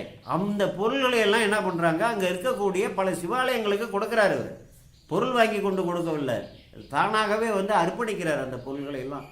தன்னுடைய பிறப்புக்கு தக்கவாறு அங்கே உள்ள சூழ்நிலையில் என்ன பொருள்களை இறைவனுக்கு சேர்க்க முடியுமோ அவைகளை வந்து சேர்க்கிறார் என்றால் எப்படிப்பட்ட ஒரு உயர்ந்த நிலையை அவர் எழுதியிருக்கிறார் என்பதை புரிந்து கொள்ள வேண்டும். ஆமாம், இவ்வகையில் ஆமாம், இவ்வகையில் அடுத்த 15வது பாட்டு. இவ்வகையில் தம் தொழில் இயன்றையெல்லாம், இவ்வகையில் தம் தொழிலுக்கு சார்ந்த இயன்ற வகையெல்லாம், இயன்றையெல்லாம் இயன்ற அனைத்தையும் எவ்விடத்தும் செய்வனவும், எல்லா இடங்கள்லையும் செய்வனும். கோயில்களில் திருவாயில் புறை நின்று, எல்லா கோயில்கள்லையும் கொடுத்து அந்த கோயில்களில் திருவாயில்களில் வந்து புறத்தில் நின்று மெய்விரவு பேரன்பு மிகுதியினால் ஆடுதலும். அங்கே வந்து பார்த்திங்கன்னா அந்த இறை உணர்வே இருக்கிறதால மெய்யில் உடம்புல விரவி பரவி இருக்கக்கூடிய இறை உணர்வால் தன் நிலையற்று இந்த இறைவனை வந்து வந்தவாறு அவருக்கு தெரிந்தவாறு போற்றி பரவி ஆடுதலும் பாடுதலுமாக. ஆடுதலும் அவ்வியல்பில் பாடுதலும். என்ன இயல்பில்? மெய்விரவு பேரன்பு மிகுதியினால், மெய்யில் வந்து பரவி இருக்கக்கூடிய இறைவன் மேலே உள்ள பேரன்பு, விளைந்த பேரன்பு இருக்குது, அது வந்து எஞ்சி நிற்க தன்னுணர்வற்று ஆடுதலும் பாடுதலும். அப்படி தன்னுணர்வு அற்றால் தான் உங்களால் வந்து உணர்வுபூர்வமாக ஆட முடியும். ஆடுதலும் அவ்வியல்பில் பாடுதலும் ஆய் நிகழ்வார் அந்நாளில். அப்படி வந்து நிகழக்கூடிய அந்த நாளில் ஒரு நிகழ்வை வந்து ஒரு அற்புத நிகழ்வு, இறைவனோட அருளிப்பாடை வந்து விளக்கக்கூடிய நிகழ்வு அடுத்தது சொல்கிறார். 16வது பாட்டு. திருப்புங்கூர் சிவலோகன் சேவடிகள் மிக நீண்ட. இங்கே ஆதனூர் என்று இங்கே பக்கத்தில் இருக்க கொள்ளிடக்கரையில் ஒரு ஆதனூர் கரையை ஒட்டியே இருக்கிறது என்று சொல்லி அந்த ஊர் என்று அவர்கள் சொல்கிறார்கள். இங்கே இந்த திருப்பங்கூருக்கு பக்கத்திலேயே ஒரு 4 கிலோமீட்டரில் குறுக்க போனோம்னா அதிகபட்சம் 3-4 கிலோமீட்டர் தொலைவு இருக்கும்னு நினைக்கிறேன். அங்கே ஒரு ஆதனூர் இருக்குது. அங்கே தான் நாங்கள் விழா கொண்டாடுவதற்கு எங்கள் அன்பர்கள்லாம் ஆண்டுதோறும் செல்வார்கள். மயிலாடுதுறை பக்கத்தில் திருப்புங்கூர் சிவலோகன் சேவடிகள் மிக நீண்ட. எப்போ பார்த்தாலும் இங்கே பக்கத்தில் இருக்கக்கூடிய திருப்புங்கூரோட பெருமான சிவலோகநாதரை, சுயம்பு மூர்த்தியாக உள்ள அந்த சிவலோகநாதரை எப்போ பார்த்தாலுமே மனசில் நினைஞ்சி திருப்புங்கூர் சிவலோகன் சேவடிகள் மிக நினைந்து விருப்பினோடும் தம்படிகள் வேண்டுவதனை செய்திருக்கு. விருப்போடு அங்கே போய் நான் என்னென்ன அந்த ஆலயத்தை சார்ந்த புற தொழில்கள்லாம் வந்து எப்படியெல்லாம் செம்மையாக நான் செய்ய முடியுமோ அவைகளெல்லாம் செய்யணும்னு மிக விருப்பம் அவருக்கு வந்து எழுது. விருப்பினடும் தம்பணிகள் வேண்டுவன செய்வதற்கு என்னென்ன அங்கே தேவையோ தன்னால் இயலக்கூடிய அங்கே வேண்டுவனமாக இருக்கக்கூடிய அந்த பணிகளை செய்வதற்கு அருத்தியினால் உருப்பட்டு, அருத்தினால்னால் விருப்பத்தோடு மனம் உருப்பட்டு யோக நிலையில் அதையே வந்து சிந்தனை. அந்த சிவலோகநாதனை போய் தரிசிக்கணும், சிவலோகநாதனுக்கு புறத்தொண்டுகளை எல்லாம் அந்த ஆலய புறத்தொண்டுகள்லாம் தன்னால் ஈன்றவரெல்லாம் செய்ய வேண்டும் என்ற ஒரு ஏக்கத்தால் ஏற்பட்ட ஒருமைப்பாடு, மன ஒருமைப்பாடு ஒருப்பட்டு அங்கு ஆதனூர் தனில் என்றும் இந்த தான் பிறந்து வாழ்ந்து கொண்டிருக்கக்கூடிய ஆதனூர் புலைப்பாடியில் இருந்தும் வருத்தம் உறும் காதல்னால் வந்து ஊர் மருங்க. இந்த வருத்தம் ஒரு காதல்னால் இதை வந்து அடையவில்லையே, நான் வந்து சிவலோகநாதரை காண வேண்டும், திருப்பங்கூர் செல்ல வேண்டும் என்று நினைந்து அதை செல்ல முடியாமல் இருக்கு என்று சொல்லி மனசில் வந்து வருத்தம் முற்று அந்த வருத்தம் விஞ்ச அது உடலை வந்து பற்றி தள்ள அந்த திருப்பூருக்கு செல்கிறார் என்று அப்படி பொருள் கொள்ள வேண்டும். வருத்த ஊர் காதலினால், அப்படிப்பட்ட காதல். வந்து அவ்வூர் மருங்கு அணைந்தார், அந்த ஊருக்கு பக்கத்தில் வந்து அணைந்தார். 17வது பாட்டு. சீரேறும் இசைபாடி திருத்தொண்டர் திருவாயில் நேரே கும்பிட வேண்டும் இணைந்தாருக்கு. அங்கே வந்து என்ன பண்ணுறாரு, அந்த சீரேறும்னா இறைவனோட பெருமைகளை எல்லாம் தொகுத்து போட்டு, எப்படி அவருக்கு வந்து முற்பிறவியில் தெரிஞ்சது பாட பாட வெளியில் வந்துடும்ல, அந்த உணர்வுகள் அப்படி வந்துடும்ல. சீரேறும் இசைபாடி நேரடியாக, ஏன்னா இவர் வந்து இவரோட குல இழிவு கருதி இவர் உள்ளே போகக்கூடாது என்று தம்மை தடுத்து கொள்கிறார். அப்படிப்பட்ட சூழல்கள்லாம் இருந்திருக்கின்றன.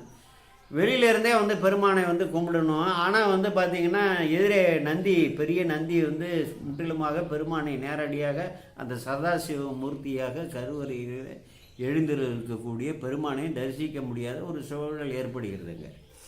அப்போ என்னென்ன, சீரேறும் இசைபாடி திருத்தொண்டர், அந்த திருத்தொண்டராகிய அவர் திருவாயில் நேரே கும்பிட வேண்டும், திருவாயிலுக்கு நேராக நின்று அந்த பெருமானை நான் வந்து கும்பிட வேண்டும் என்று விரும்புகிறார். கும்பிட வேண்டும் என நினைந்தாருக்கு. அப்படி ஒரு வந்து மனசில் நினைக்கிறார். உள்கினேன் உள்கிட்டெல்லாம் உடனிருந்து அருவி என்று வெல்கினேன் வெல்கினானும் விழாவரை சிரித்திட்டேன்னு அப்பர் பெருமான் சொல்கிறார். நான் மனசில் நினைக்கிறதெல்லாம் யாருக்கும் தெரியாதுன்னு நான் நினைத்து கொண்டிருந்தேன். ஆனால் என் உள்ளத்திலேயே நீ இருந்து என்னை இயக்கி கொண்டு எல்லாத்தையும் அறிந்து வைத்திருக்கிறார் என்பதை நான் உணர்ந்த உடனே எனக்கு விழா எலும்பு ஒடியுமாறு எனக்கு சிரிப்பு வந்து விட்டது என்றாவ. இப்போ யார் என்ன நினைக்கிறாங்களோ நினைப்பவருக்கு நினைப்பதையே அருளக்கூடிய பெருமான் இல்லையா. இவர் என்ன நினைக்கிறாரு, நேராக வந்து நான் பெருமானை கும்பிடணும், இடையில நந்தி மறைக்கிறாரே என்று சொல்லி அப்படி மனசுக்குள்ள நினைக்கிறார். நேர கும்பிட வேணும் என நினைந்தாருக்கு அது நேர்வார். அதை உடனே பெருமான் வந்து நேர செய்கிறார், அதை வந்து எடுத்து செய்கிறார். நேர்வார் காரேறும் எயில் புன்கூர் கண்ணுதலா. காரேறும்னா மேகங்கள் தவழக்கூடிய, எயில்னா கோட்டைகளால் அதை சுவர்களால் சூழப்பட்ட, புன்கூர் கண்ணுதலார், அந்த புன்கூரில் வந்து வீட்டிருக்கக்கூடிய கண்ணுதல் பெருமானாகிய நெற்றிக்கண்ணையுடைய பெருமானாகிய நமது சிவபெருமான் சிவலோகநாதர் திருமுன்பு, தன்னுடைய திருமுன்பு போரேற்றை விளங்க. விலங்கல்னா விலங்கல் என்ற சொல்லுக்கு விளக்கல் என்று ஒரு பொருள் இருக்குது. விலங்கல் என்ற சொல்லுக்கு மலை என்று ஒரு பொருள் உண்டு, விலகுதல் என்று ஒரு பொருள் உண்டு, தமிழில் உண்டு. நான் அந்த விலங்க என்னும்போது விளக்க என்ற சொல்ல வந்து தவறாக விலங்கல் என்று போட்டிருக்கிறார்களோ என்று எனக்கு ஒரு ஐயப்பாடு ஏற்பட வேறு நூல்களை பார்த்தா விலங்க என்று இருந்து, அப்புறம் தமிழகராதியை பார்த்தோம்னா விலங்க என்றால் விளக்குதல் என்ற ஒரு பொருள் போட்டிருக்கிறார்கள். ஒரு ஐயன் தெலுங்கு. போரேற்றை, போர் போன்ற அந்த போர்க்குணம் உள்ள அந்த ஏறு இருக்குது பாருங்கள், பெரிய மலை போல் இருக்கக்கூடிய அந்த ஏற்றை விலங்கு அருள் புரிந்தருளி புலப்படுத்தார். விலங்கு அருள் புரிந்துனா அதை வந்து விலகுமாறு அருள் புரிந்து நேரடியாக தன்னுடைய காட்சியை நந்தனாளர் அந்த திருநாளை போவார் காணுமாறு புலப்படுத்தினாருங்க. எப்படிப்பட்ட ஒரு அற்புதமான வரலாறு, எப்படிப்பட்ட ஒரு சீரிய தலம். ஏயர்கொன் கலிக்காம நாயனார் திருப்பணியில் செய்த தலம். சுந்தரமூர்த்தி சாமிகள், நாவுக்கரசு பெருமான், திருஞான சம்பந்த பெருமான்லாம் அங்கே இறைவனை வந்து போற்றி பரவிய பெருமைக்கு உள்ள தலம். பெருமைகள்லாம் எண்ணில் அடங்காது. அப்படிப்பட்ட ஒரு பெருமை பெற்ற தலம் நம்ம திருப்பணூர். அதோட நந்தனாருக்கு நேரடியாக தன்னோட காட்சியை வந்து ஒரு அடித்தொண்டருக்கு புலப்படுத்திய தலம். அடித்தொண்டுன்னா அடித்தொண்டில் வந்து மனசை வந்து முழுமையாக இறைவனையே திருவடியே உள்ளே வைத்து கொண்டு தொண்டு செய்கிறார்ல, அந்த அடித்தொண்டு நான் சொல்கிறேன்.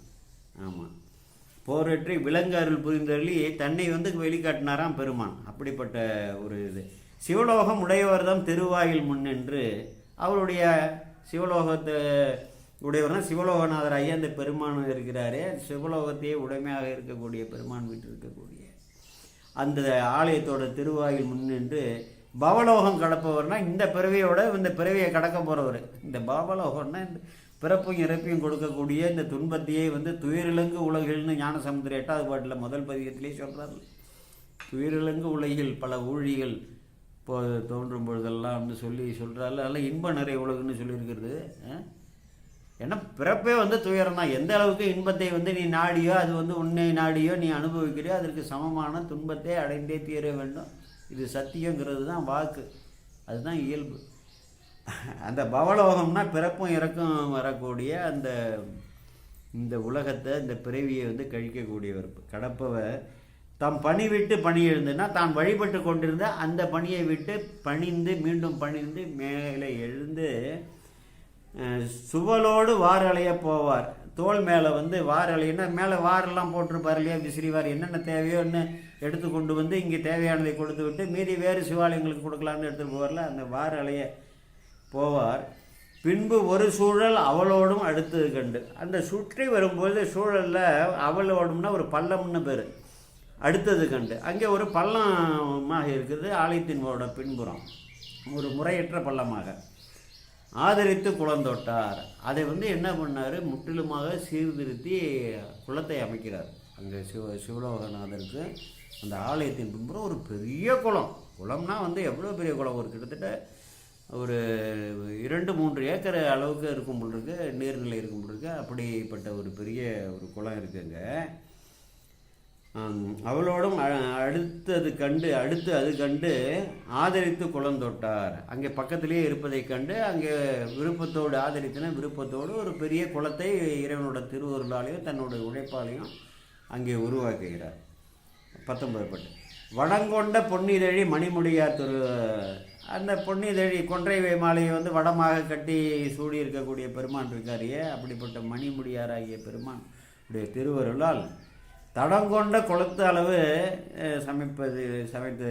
தடங்கொண்ட எல்லாம் நீர் நிலையங்களை வந்து நீரை விட்டு நிரப்பி அந்த குளம் அமைச்சு அது முடிச்சுடுறார் இல்லையா. தடங்கொண்ட குளத்தளவு சமைத்ததன் பின், அந்த பணியை நிறைவு செய்ததன் பின், தம்பெருமான் இடங்கொண்ட கோயில் புறம் வளங்கொண்டு, தம் பெருமானுடைய தம் வந்து அனுபவித்திருக்கக்கூடிய பெருமான் சிவலோகநாதர் வீட்டிருக்கக்கூடிய அந்த ஆலயத்தை புறத்திலே வந்து வளங்கொண்டு வந்து பணிந்து எழுந்து, பெருமான் திருமுன்பு பணிந்து எழுந்து நடங்கொண்டு ஆட்டப்பாட்டம்லாம் ஆடி விடை கொண்டு இறைவனோடு விடை பெற்று தம்பதியில் நன்னினார். தன்னுடைய பதியாகிய ஆதனூர் புலைப்பாடிக்கு மீண்டும் போய் சென்று சேர்ந்தார். விடை கொண்டு என்று ஒரு பொருள் இருக்குது பாருங்கள். இது வந்து நான் பல முறை சொல்லியிருக்கிறேன். நம்ம ஆலயத்திற்கு வந்து வழிபட போகிறோம், நேரடியாக வந்து போய் முறையாக வழிபட்டு இறைவனோட சில பேர் மனசாலேயே என்ன வேண்டுமோ அதெல்லாம் வேண்டுவார்கள். சிலர் வந்து லேசாக வாய் விட்டு இறைவா எனக்கு இதையெல்லாம் அருள வேண்டும், இந்த துன்பங்களை போக்க வேண்டும், இல்லத்திலே நடக்க வேண்டிய தடையாக இருக்கக்கூடிய இவைகளையெல்லாம் நீக்கி எனக்கு அருள் புரிய வேண்டும்லாம் வேண்டுவார்கள். வேண்டி விட்டு அப்படியே வந்து எதையும் மறந்து விட்டு விடுவார்கள். சிவாலயத்தெல்லாம் வரும்போது வழிபட்டு விட்டு வாசலிலே அந்த ஆலய வளாகத்திலே சற்று நேரம் அமர்ந்து வர வேண்டும் என்று ஒரு மரபு பெரியவர்கள் சொல்வார்கள்.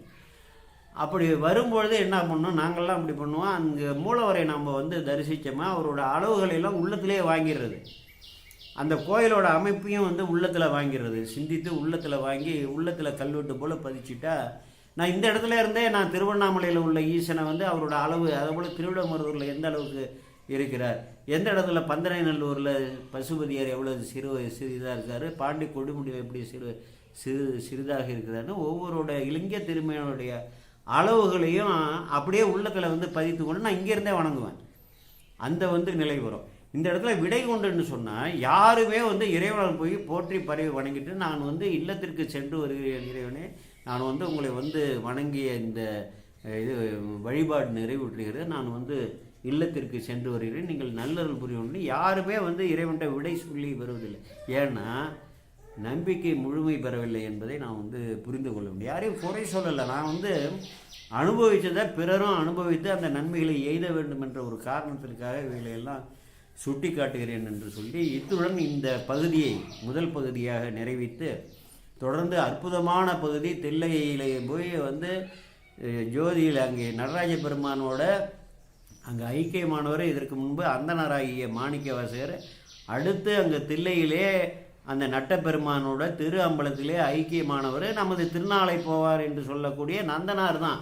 அப்படிப்பட்ட ஒரு அற்புதமான நிகழ்வு நாம் அடுத்த 2வது பகுதியிலே தொடரவிருக்கிறேன் என்று சொல்லி இந்த 19 பாடல்களோடு